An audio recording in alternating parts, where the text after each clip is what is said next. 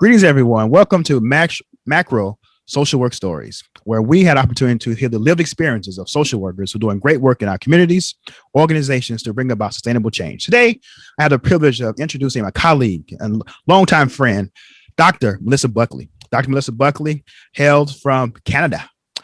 She's has been with us for many times in the past as colleagues. Undergraduate. She graduated from the Oakwood University. She got her master's degree from University of Alabama, and she has a doctorate in social work, a PhD in social work from the Morgan State in Baltimore, Maryland. So welcome you today to our podcast, Macro Social Work Stories. Today we just want you to talk about your journey in social work. We know that you began in child welfare. You have been in social education for several years now. And so you have a different experience. And also your research. We know that you look at fatherhood, fathers, and that process. And so we want you to talk about your journey, your research interests, as well as your community involvement. And so as we begin our time today, we want to talk about what led you into the field of social work.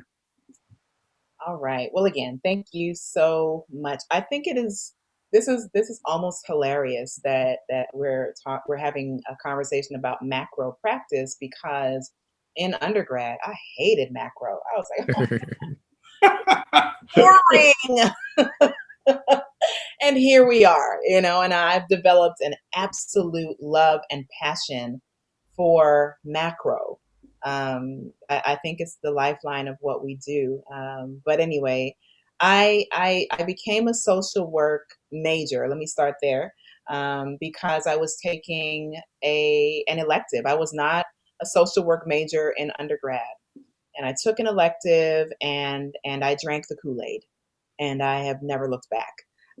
The instructor at that time, as you know, Dr. Jones, I had the pleasure of working with her. She is the immediate past chair of the program at Coppin State University, but she was the instructor for this course. It was an intro to social work course. And she used to say with such fervor, social workers can do anything. And that is a mantra that I hold on to today. And it is the reason, one of the reasons why I have developed this passion for macro practice. Yes, I have, frontline practice as a child welfare worker and in mental health, and in grief work. But, at the back end, I didn't know it then, but I see it now when I reflect. I see that I was definitely more macro leaning because I was oftentimes very frustrated with policies and procedures, or the absence of policies and procedures, or how they oppressed the people that they intended to serve. And even how it just made it difficult for us as practitioners to be able to do our jobs. So, so I no longer do I think that macro is boring. I think that I think we have to, we all have to just uncover our role in the macro lane. When we were in school, there were three different tracks: macro, Yes. meso, and micro. And we still teach that way. But now we understand that these three are very interrelated. Mm-hmm. Policy informs practice and practice informs policy. Mm-hmm. I believe that firmly. You have to have both of these areas of practice talking to each other. That's how we ensure that we are relevant, and that we are ahead of the curve and not trying to play catch up. Yes, and it's important. You hit a key word, relevance. And as preparing emerging social workers for a real world to have sustainable and impact, this year, over the last 2 years, you have been involved in some community work. Can you share with us about the community work that you have and your team are doing in the city of Baltimore? Sure. So I am a steering committee member for a grassroots organization called Healing City Baltimore. And this organization started in 2019 because of a school shooting event that took place at Frederick Douglass High School. Now, while there was no loss of life, there was loss of innocence, loss of safety. It was traumatizing, as one would imagine, for the students and the staff. And what happened as a result of that shooting, three of the high school students, at that time, they were rising seniors. They ended up testifying at Baltimore City, at a Baltimore City Council hearing about their lived experiences, talking about how, they, in some of the communities that they have grown up in, they've seen all kinds of trauma, and they didn't name them as trauma necessarily, but their description of trauma was poignant. They understood very clearly that when you grow up in a community where drug and substance abuse ravages the community, that's going to have an impact on you. Um, when you grow up in a community where your friends maybe um, have lost a family member due to gun violence, or your friends maybe have an incarcerated parent, or you might have an incarcerated parent, or you become familiar with food insecurities. These young people understood very clearly that these adverse childhood experiences were the leading cause of their the challenges that they faced in terms of academic success. Somehow, remarkably, they go to school every day. Hmm. Mhm. They show up every day at school. For some of them, it's because school is the safe place. But that shooting event unraveled that safety net, if you will. And so their testimony at that city council hearing was a call to action. They called on the city leaders to do something. They said, we need help. And so Councilman Zeke Cohen, who is the councilman for District 1, he responded to that and ended up sponsoring or co-sponsoring a piece of legislation and I'll talk about the legislation in a moment. But what happened from the time of the school shooting event and the preliminary phases of sponsoring that legislation, Zeke was able to connect with members of the community. So this included people like barbers and beauticians, local community members, pillars of the community, educators at all levels, elementary, middle school, high school, and higher ed, doctors, dentists, like literally everybody, pastors, returning citizens. Over 80 organizations and groups and communities are Wow. represented at the Healing City Baltimore table. And for a period of maybe 4 months, we planned this weekend of events, which took place in 2020, right before COVID. Um, and so we met at the Morgan State University on that Friday. It was a youth event where the youth did spoken word, and they facilitated workshops where they talked about not just trauma, but healing from trauma. Mhm. Um, and then on the Sunday at Coppin, as you know, Dr. Jones, we hosted the community fair. And that consisted of barbers and beauticians offering free hair services. And that was intentional because the barbers and beauticians that are on the steering committee, they are unofficial therapists and mental health providers, And I know when I go and sit down in my loctician's chair, and I'm going to go see her in a couple of days so I can get fixed up. But when I sit in her chair, I'm like, girl, let me tell you, and you unload on them. And so these are men and women that do not have the quote unquote formal training, but yet still, in so many instances, they are the reason why people are able to begin their healing journey. And so their presence at that community fair was profound.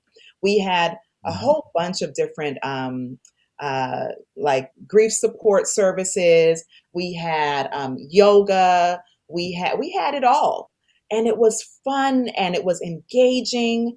And at the end of the community fair, we marched from Coppin State to Frederick Douglass. Now, this is important to understand the proximity of that shooting event where the three students testified about at City Hall. Coppin is Coppin's backyard is on Frederick Douglass's backyard. We're neighbors. For all intents and purposes, students that graduate from Frederick Douglass should matriculate to Coppin. That would be the ideal scenario. And I'm pointing that out simply to say how close that incident was to our campus. It Wow. could have been on our campus. Yes. Um, You said there's so much that you said that's important, but one of the things that I'm struck by, like I've been to a million different fairs, job fairs, career fairs, blah, blah, blah. They're almost all boring. They have these pamphlets, they have, what we could do for you and all that stuff. But what you've done is, I swear there's a paper, a case study to be written about. It's modeling something about that the voices that need to be heard have to be in the room.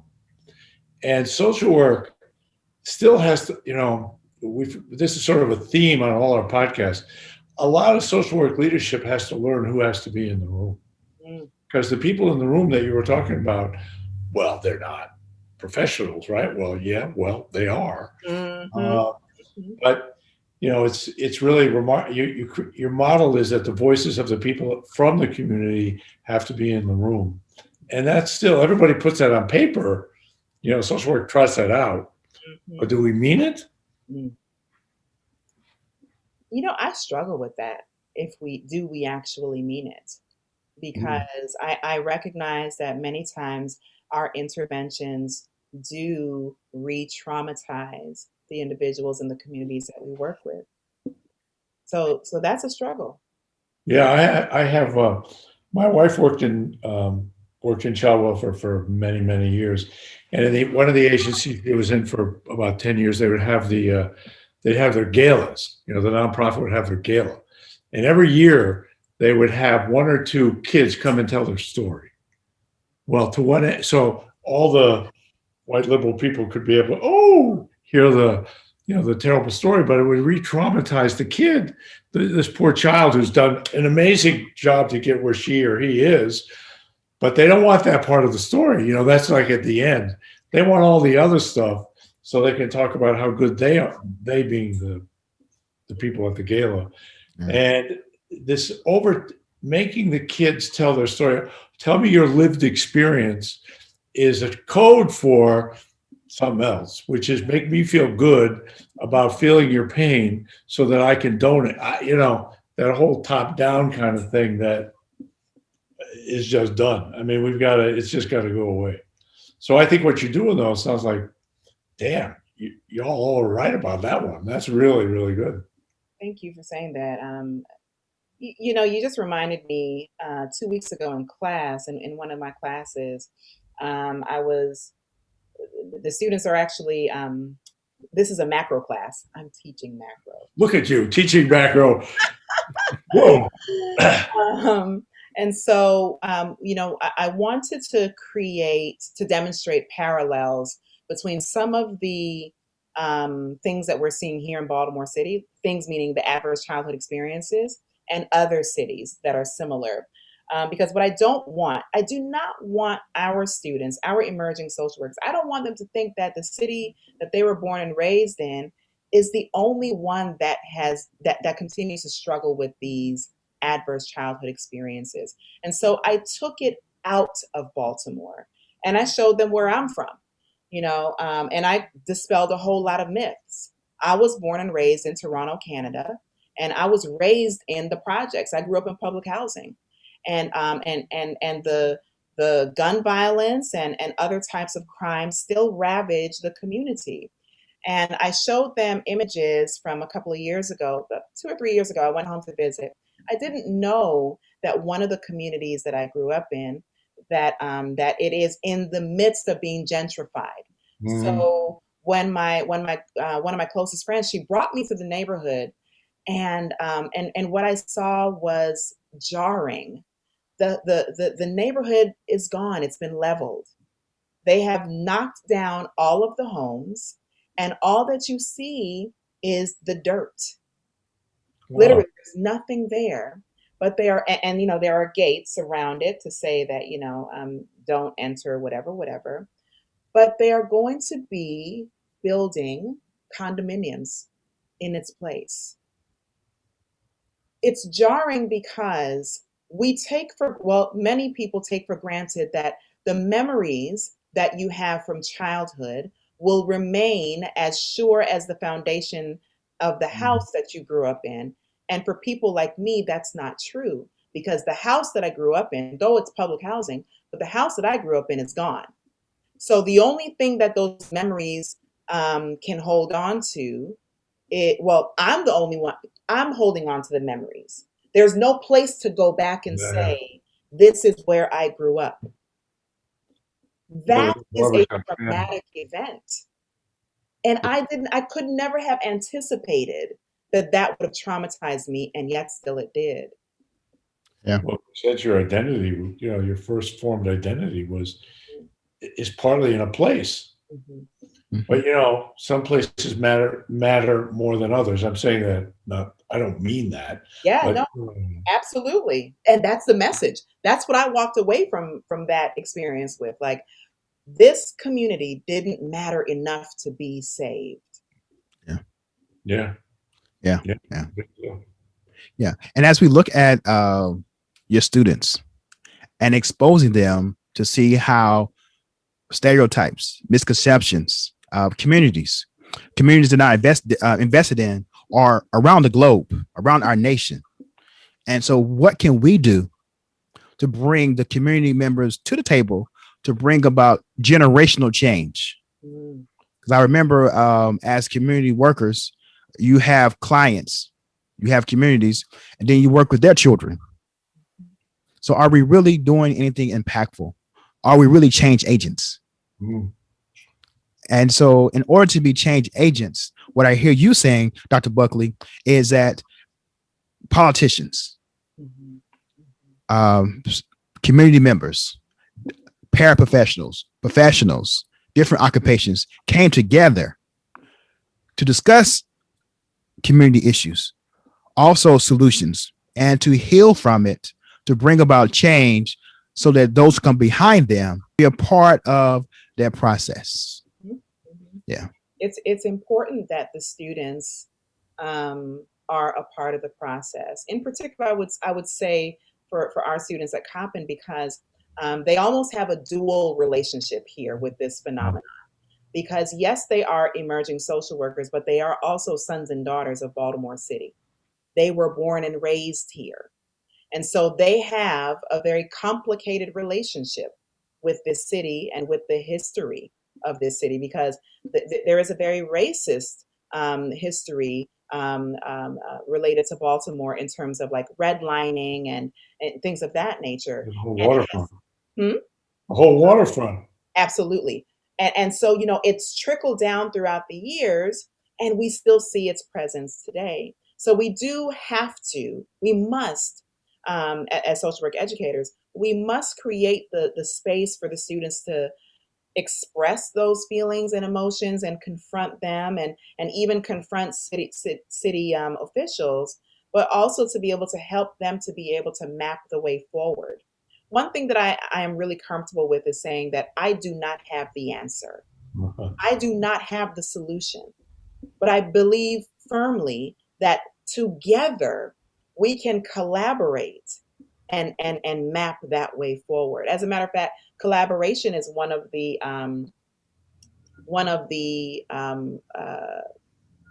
steps in trauma informed care. Okay. You must collaborate with the people who are experiencing that particular trauma, or who are recovering from or healing from that trauma.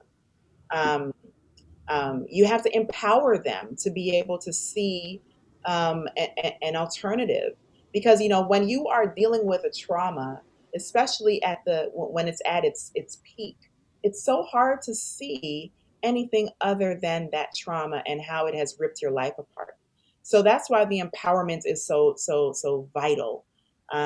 In social work, we talk about the strengths-based perspective. Well, this is where that strengths-based perspective really shows up. When we acknowledge the strengths of the people, of the community, of those who have a long-standing relationship with this place, when we empower them, that's when the power begins to take shape. Yeah. And we have to give them the choice. Trauma informed care means giving people the choice. They have to be able to choose, first of all, choose whether or not they want to work with us. Because just because we have these few little letters behind our names and we graduated from these prestigious institutions. So, Yeah, really. You've been saying that one to me for a whole bunch of years. Yeah, really. And they're right. Yeah. They're right. Yeah. You know today, African proverb, empowerment, respect. If you want to go far, go alone. yeah, If you want to go fast, go yeah, alone. If you want to go far, bring the community together. together. And so the Black perspective, empowerment, respecting our community, respecting those we come in contact with. All those are proverbs that many times we forget about. Absolutely. We say we value people, we value the oppressed, but sometimes we can be oppressive and we think we have the answers. And by you standing in front of your students, saying we together can construct knowledge and frameworks to bring about change, that can be transformational. And I hope that it will be. And I think that we will know that it's transformational when they do the same thing. When, like when they're able to return to their neighborhoods and engage with their neighbors, with Miss Joyce that they grew up with, and Mr. Smith that ran the corner store. When they're able to go back to their communities and re-engage, then we will see the transformational power that you just referenced. But right now, it's just ideas, sincere commitment. But it's when folks go back, that's when we know that it worked. You said many important things, but one of them that I want to pick up on was you said, we have to create these spaces to let this happen, that the kind of empowerment that Gary, you were talking about, or that you're now talking about, that their voices matter and so on. Well, everybody thinks they can create space, brave space, safe space, whatever one calls it. But let's say your audience is going to be made up of a lot of white, black, brown, Asian American people who want to do this. And everybody wants to do this, but that doesn't mean one can without knowing what that means. So could you talk a little bit, if people are going to create those spaces, what does that mean that the person who thinks he, she, they are creating this space, what do they need to be aware of? What have you learned through your experience that if I'm going to create that kind of space, this is how I have to show up. This is what the room has to, look like, whatever words you want to use. What does one have to learn to be able to do that well? Because like you said, and I've been doing organizing work, multiracial organizing work since I was 20. And literally, it's funny. I mean, what you said, people would look at me, right? And they go, so what? And they're right, So, I've had my own journey on learning that one, but it's an important thing you're talking about. So I was wondering if you could speak about that a little. Yeah, I think that creating space, we need to start with cultural humility. I know that when we were coming up through the ranks, Gary, that the term was cultural competence. And the profession has seen a shift.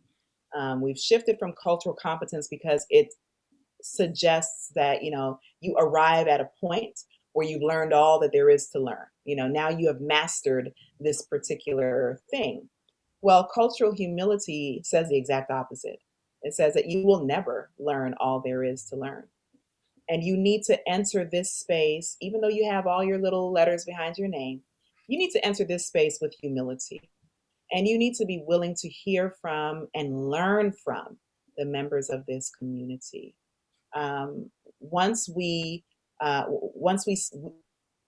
beginning with that approach, will create the space, because you see, the members of the community will not feel like they are being attacked or judged or devalued. They will recognize that you don't know it all, you don't want to know it all, but you really want to partner with them, you want to collaborate with them. Yeah. You would like to be granted access to their community, not to take advantage of or exploit them, but because you really do believe in the in the essence of the work that they have laid out in front of them. That's so important. That belief to me it's everything, and without it, it doesn't matter what you do. Paulo Freire said, "One act in the belief with people is equal to 1,000 acts on their behalf, charitable acts on their behalf," because it's all based on that belief. And what you're talking about, though, in America, that means your belief combines awareness of issues of race and power that really have to be dealt with, whoever you are, including people like me, right? That if we don't deal with that and mean it, if the belief isn't there, it really doesn't matter what else you do. That's right. You know, and even for, uh, let's just be honest, right? There's a saying that a lot of folks have just learned about recently. Many of us have been knowing this phrase: "All kinfolk ain't skin folk." And so what that means is that, like, I don't take for granted that just because I'm a Black woman, that I am going to be granted access to certain spaces. That would be presumptuous of me to make that assumption. I'm an immigrant. Even though I'm from Canada, Yeah. I am an immigrant. I have different lived experiences. My perspectives are different. And so this approach to cultural humility, I know it all too well because I know the missteps that I have made as a Black woman, Yeah. assuming that because I'm Black, then I'll be able to, get through to this person. That's not necessarily the case. Exactly. Well, as a white guy, I remember I had to go through that crucible in a different way, which was, but I care. Mm. I care. Shouldn't that be enough? I'm really well-meaning. So, well, and the answer was no. So, because it's not enough. It's not enough. It's like we have to respect that people have reason to disbelieve us. That's right. That's right. And And as members of the academy, when we have universities that are embedded in communities, Mm. we have to recognize the opportunities that we have to partner with the communities. But so often we just take up space in the communities and the community does not trust us Mm. for a very good reason. We need to be on our hands and knees apologizing for not treating them the way that they deserve to be treated. Remember earlier I said that Coppin and Frederick are back to back. It should be a direct pipeline. Now, on one hand, most times, kids don't want to go to the college or university that's in their backyard. They want to get away from home. And I understand that. But at the same time, it should be that as they matriculate through their high school, they have received pens from us, T-shirts from us, free tickets to these events. They've met us as faculty. You know what I'm saying? Like, there needs to be this connection such that even if they do choose to go someplace else, they would have already had a relationship with us as members of their community.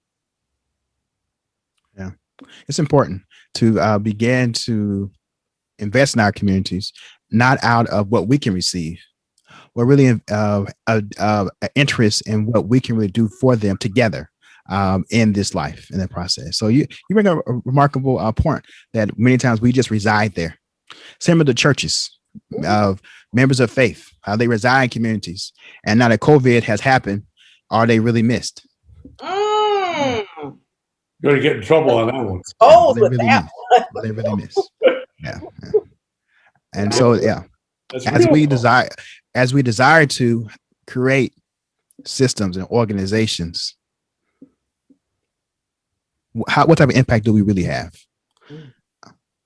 Yeah. So we thank you for sharing your macro story with us, your macro social work story. And so we're glad that we have professors in the classroom and communities and engaging students, emerging social workers, and understand that students have a dual role. Many of our students are in communities, diverse communities. We have affluent students. We have students who are in poverty. And so what would it look like when you transition with a title, a social worker?